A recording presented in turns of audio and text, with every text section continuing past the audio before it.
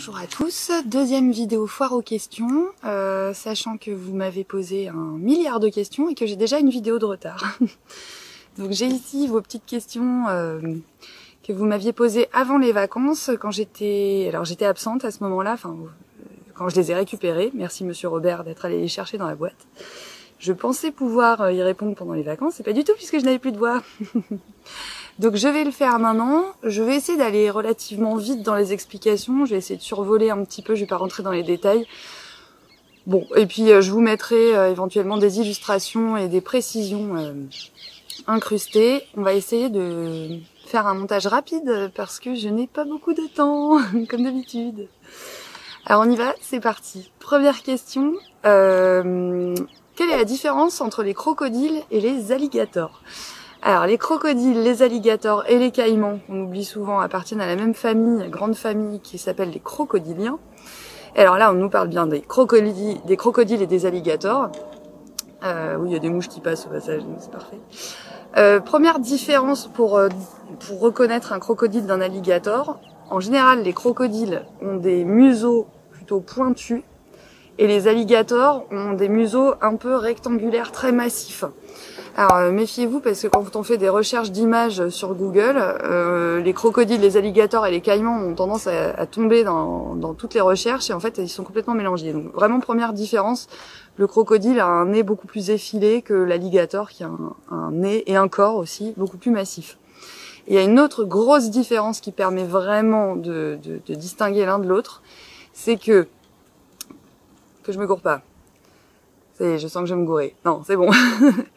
Chez les crocodiles, les dents de la mâchoire supérieure et surtout les dents de la mâchoire inférieure se chevauchent, ressortent. Quand l'animal a la bouche fermée, on voit et les dents supérieures et les dents inférieures. Alors que chez les alligators, eh bien, il y a des sortes de perforations dans la mâchoire supérieure qui fait que quand l'animal referme la bouche, on ne voit que les dents de la mâchoire du dessus. Les dents de la mâchoire du dessous viennent s'insérer dans la mâchoire du dessus, dans les petits trous de la mâchoire du dessus. Donc ça, c'est une bonne façon de distinguer les deux. Voilà. Deuxième question. Pourquoi les chats n'aiment-ils pas l'eau ? Alors, je vais nuancer tout de suite. En fait, ça dépend des chats. Bon, déjà, vous savez qu'il y a des félins qui nagent, qui traversent des zones d'eau. Je pense notamment aux tigres, qui sont tout à fait familiers avec l'eau. Mais pour ce qui est du chat domestique, on a tendance à avoir cette image du chat qui déteste l'eau. Alors oui, effectivement, la majorité des chats n'apprécient pas qu'on leur fout un coup de tuyau d'arrosage dans la tronche. C'est évident. Mais sachez que c'est pas le cas de tous les chats domestiques. Il existe notamment des variétés qui apprécient fortement l'eau, qui sont connues pour ça. Il y a le turc de Vannes, il y a le Bengale, il me semble, qui aime l'eau. Et cet immense chat dont j'ai oublié le nom, je vous remettrai le nom là, il est très connu, qui lui aussi apprécie l'eau. Donc il y a des variétés de chats qui aiment l'eau. Alors pour expliquer quand même cette tendance des chats domestiques à ne pas trop s'exposer à l'eau, en général, que ce soit la pluie ou les rivières ou les lacs ou les flaques, ou tout ce que vous voulez, il y a plusieurs explications qui ont été avancées. Première explication, c'est l'origine du chat domestique. On pense que son origine, on a des preuves assez solides pour dire qu'il s'est développé en milieu plutôt désertique. Auprès de l'humain, il a été domestiqué en milieu plutôt désertique, et donc l'eau ne fait pas partie de son milieu d'origine, on va dire. Ensuite, vous le savez, les félins ont besoin de beaucoup d'habileté, de beaucoup de légèreté pour pouvoir se déplacer. C'est des animaux qui grimpent, qui courent, qui sont très vifs. Et vous savez bien, je sais pas si vous êtes déjà tombé dans une piscine tout habillé, mais enfin quand on a tous ses vêtements mouillés, on est beaucoup moins habile. Ça fait du poids en plus, etc. Donc l'autre hypothèse, c'est que tout simplement avoir le pelage mouillé pour un chat, c'est pas du tout un avantage. Il va falloir attendre qu'il sèche. Le chat n'est pas capable, comme le chien, de s'ébrouer pour se sécher. Donc ça va être un temps de séchage pas possible et du coup pour lui c'est un désavantage parce que s'il doit fuir ou s'il doit chasser ou s'il doit faire quoi que ce soit, il sera handicapé par ce poids de son pelage mouillé. Autre explication de la même façon, c'est que ce temps de séchage, pour un chat c'est pas avantageux parce qu'il risque de prendre froid, tout simplement. Y a beaucoup d'animaux qui sont capables comme ça de se sécher rapidement, mais le chat, surtout un chat à poil long par exemple, pour lui ça va être plus compliqué. Autre explication, notamment au fait que les chats n'ont pas besoin de l'eau pour se laver, contrairement aux chiens qui vont avoir tendance à sauter dans l'eau pour se laver. Le chat fait sa toilette lui-même, il a des adaptations pour ça. Vous savez que le chat lèche son pelage. Il a une langue râpeuse et il a des dents avant, des incisives qui lui permettent de faire un effet de peigne pour retirer... Enfin, si vous avez un chat et que vous l'avez déjà vu faire ça à la toilette, vous voyez bien comment il procède, hein. Donc il n'y a pas besoin spécialement de se mouiller pour ça, et d'autant plus, autre hypothèse, que le fait d'être mouillé, ça perturbe toute la sphère olfactive, toutes les odeurs. Et l'odorat pour un chat, c'est très important, la signature odorante est très importante. Donc se mouiller risque de perturber sa signature olfactive pour la communication avec les autres chats, pour la chasse, pour tout un tas de raisons. Donc à nouveau, pas avantageux. Est-ce que j'en oublie ? Non, je crois que c'est à peu près tout. Il doit y en avoir d'autres. Mais enfin, voilà. À tout point de vue, ça n'a pas vraiment d'intérêt. Oui, et puis pour boire, le chat n'a pas spécialement. Il est extrêmement flex des pattes avant. Vous avez peut-être déjà vu un chat boire dans une flaque d'eau ou quoi. Il plie abondamment ses pattes avant. Il est capable d'aller laper l'eau. Justement, sa langue râpeuse est aussi une adaptation pour ça. Donc, pas besoin d'aller se noyer jusque-là pour aller boire de l'eau. Voilà pour les chats et l'eau, mais retenez bien que c'est pas le cas de tous les félins. Il y a un tas de félins qui, au contraire, évoluent dans l'eau bien volontiers. Autre question, on m'a demandé si on est allergique à la piqûre, est-ce qu'on peut mourir d'une piqûre de... Alors je me souviens plus si c'était piqûre de guêpe ou d'abeille, mais enfin ça revient au même. Hein. Alors bah oui. La réponse est oui. Si on est fortement allergique, on peut mourir d'une simple piqûre de guêpe ou d'abeille, hein, tout dépend de son allergie. J'entends des bruits derrière moi, je pense que c'est les hérissons qui sont en train de se balader. Et oui, c'est exactement ça. Est-ce que je peux vous montrer ça? Attendez.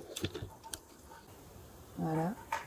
Je vous présente Magda, qui se balade. On est d'accord, les hérissons, c'est pas censé vivre le jour, mais alors elle s'éclate. Hein. Pourtant, elle a à manger, à boire.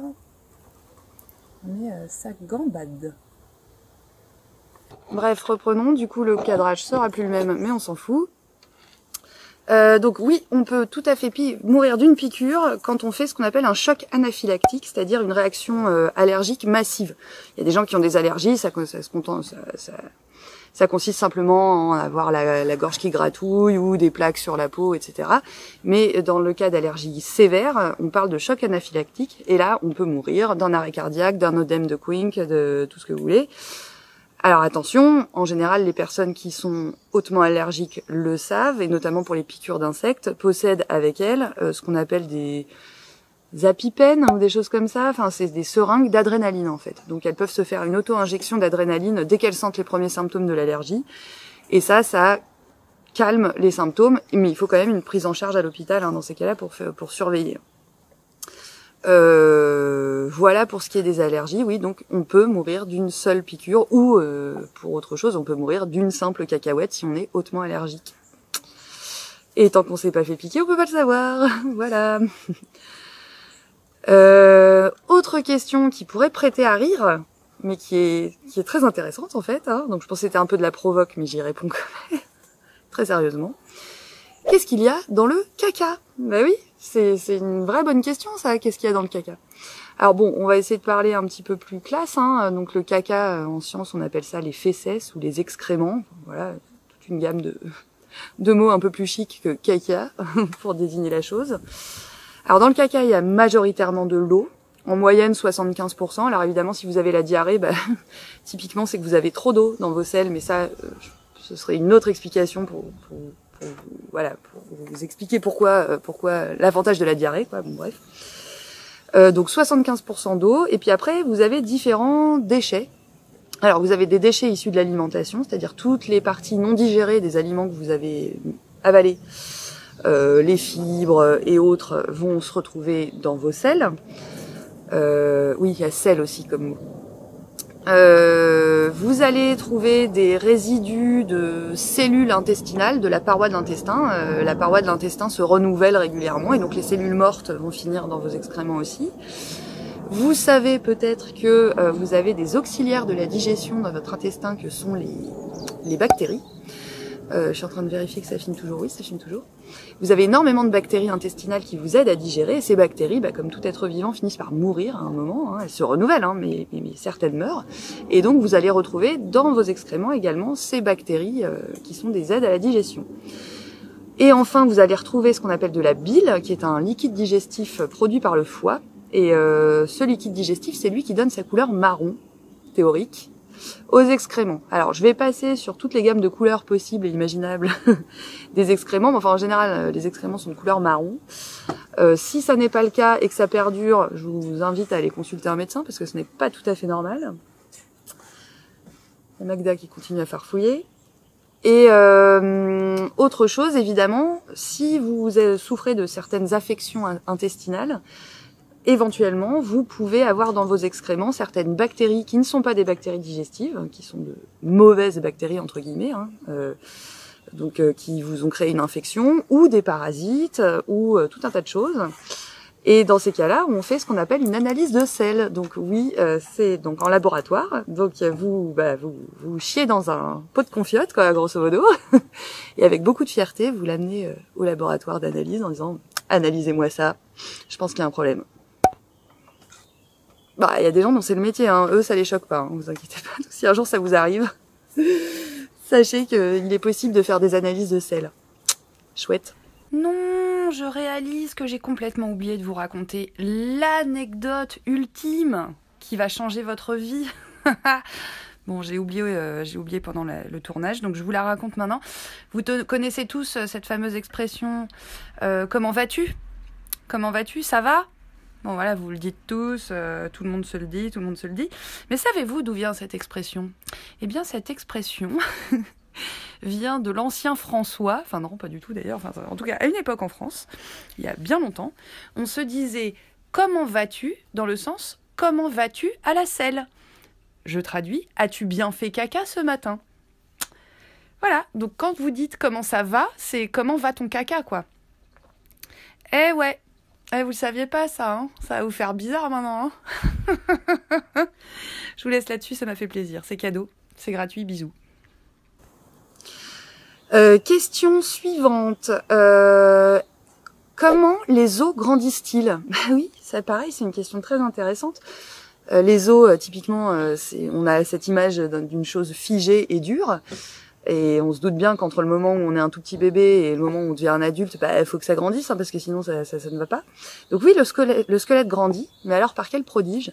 Alors les os ne sont pas du tout des structures inertes, contrairement à ce qu'on pourrait penser, c'est-à-dire des sortes de mikado là qu'on a dans le corps. Il y a des cellules dans les os. Alors je vous passe les noms des dites cellules, ostéoblastes, ostéoclastes et compagnie. Mais ces cellules sont responsables de la croissance osseuse et vous avez des zones spécifiques dans les os qui sont appelées des zones de croissance justement, qui permettent la croissance en longueur et en épaisseur des os. Quand vous naissez tout petit, alors le fœtus, l'embryon, avant d'avoir de l'os, il a du cartilage, donc ses os sont tout mous. Et ensuite, il y a une ossification progressive qui se fait, une soudure des os. Vous savez peut-être que à la naissance, les bébés ont une sorte de petit trou au niveau du crâne qui s'appelle la fontanelle, qui n'est pas refermée, qui va se refermer petit à petit. C'est bien la preuve que les os grandissent et ils se soudent. Donc la croissance se fait en longueur, c'est-à-dire les cellules osseuses vont grignoter l'ancien os et le remplacer par du nouvel os. Et donc elle va se faire en longueur et en épaisseur tout le temps de la croissance de votre vie. Alors après, quand vous vieillissez, vous avez ce qu'on appelle de l'ostéoporose, c'est-à-dire que l'os s'auto-grignote, se dégrade, devient de plus en plus poreux et cassant, ce qui explique que les personnes âgées, quand elles chutent, même de pas très haut, et même pas des grosses chutes, peuvent très facilement se faire des fractures. Voilà, et sachez également que dans les os, comme il y a des cellules, il y a des vaisseaux sanguins. Je vous passe les détails sur les fractures ouvertes et compagnie, mais ça saigne. Un os, ça saigne. Voilà, j'évite de vous faire des cauchemars, j'en dis pas plus. Donc les vaisseaux sanguins alimentent les cellules osseuses. Autre question très intéressante sur la couleur des animaux. Quelqu'un m'a demandé pourquoi certains animaux sont extrêmement colorés dans la nature et d'autres pas du tout. C'est une super bonne question, bravo. La couleur dans la nature, donc effectivement, alors n'est pas rare. Enfin, vous avez pas mal d'animaux colorés, mais effectivement, tous les animaux ne sont pas extrêmement colorés et pas pour les mêmes raisons. Alors, le fait de pas être coloré déjà, c'est tout à fait, c'est assez simple à comprendre. Le fait de pas être coloré, c'est de pas être repérable. Donc c'est une façon de se camoufler, hein. Être le moins visible possible dans la nature, c'est pas mal. Après, des animaux prennent le parti de se colorer justement pour se camoufler. Je pense au caméléon, qui est capable de changer de couleur et d'opter pour des couleurs extrêmement vives parce qu'il vit dans un environnement où les couleurs sont très vives. Autre raison pour se colorer, pour adopter des couleurs pas possibles, c'est tout ce qui est parade nuptiale. Je pense aux oiseaux notamment, mais certains poissons aussi. En général, ce sont les mâles qui sont plus colorés que les femelles. En général, pas toujours. Et les animaux se parent de couleurs extrêmement vives pour séduire à la femelle. Voilà. Et la femelle, en général, elle, c'est ce qu'on appelle du dimorphisme sexuel.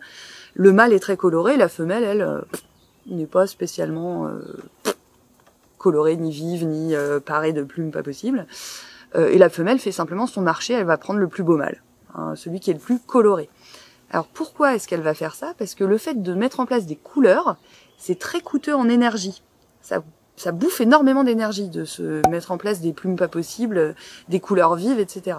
Donc, si un mâle est capable de se payer le luxe d'être hyper coloré et démonstratif, etc., c'est qu'il est en excellente santé. Et que donc, c'est un bon reproducteur potentiel pour avoir de bons petits en bonne santé. Il n'y a aucune notion d'amour dans l'histoire, hein. Je suis désolée, la poésie, on repassera, hein. Autre raison pour être extrêmement coloré, je pense aux zèbres, par exemple. Alors là, c'est plus du contraste, hein, c'est pas des couleurs vives spécialement, mais certains pelages sont répulsifs pour les insectes. Il y a des études qui ont montré que les insectes piqueurs se posaient beaucoup moins, et les insectes tout court, se posaient beaucoup moins sur le pelage des zèbres, extrêmement contrasté, noir et blanc, que sur le pelage d'un animal qui aurait une robe unie, voilà, un pelage uni. Il y a une autre raison à ça pour les zèbres aussi, c'est de perturber la vision de leurs prédateurs. Le fait de voir des rayures qui bougent très très vite, ça les perturbe complètement, ils arrivent pas à repérer leur proie.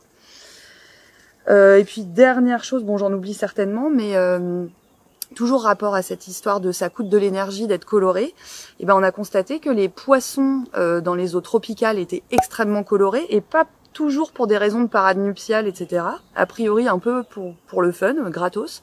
Alors que dans les eaux froides, les poissons sont en général beaucoup plus ternes, gris, marron.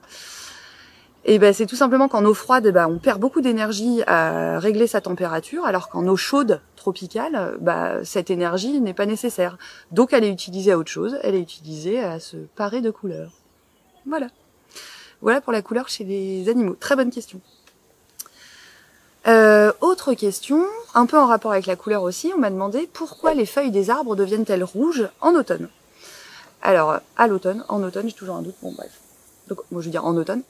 En automne, vous savez que les arbres ont les feuilles qui ont tendance à jaunir, rougir, puis tomber. Mais qu'à la base, les feuilles sont vertes. Alors attention, je parle des arbres à feuilles caduques, hein, c'est-à-dire les arbres dont le feuillage tombe. Et vous savez qu'il y a des arbres dont le feuillage ne tombe pas, notamment tout ce qui est conifère. C'est ce qu'on appelle des arbres à feuillage persistant. Enfin, c'est pas le sujet. Donc, les arbres perdent leurs feuilles, en fait, pour se protéger du gel de l'hiver, pour éviter que le gel ne se propage des feuilles au centre du tronc via les réseaux de sève. Donc, pour éviter que la sève gèle. Donc, ils se débarrassent de leurs feuilles, ils se mettent en dormance jusqu'au printemps.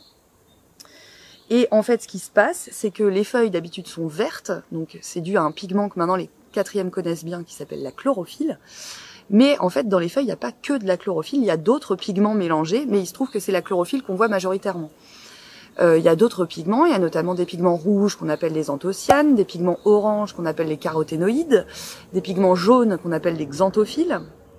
Vous en foutez, ça c'est pas le sujet, mais en général, à l'automne, ça je veux dire à l'automne, le premier pigment à se dégrader dans les feuilles, c'est la chlorophylle. Donc la chlorophylle disparaît et laisse les autres pigments apparaître.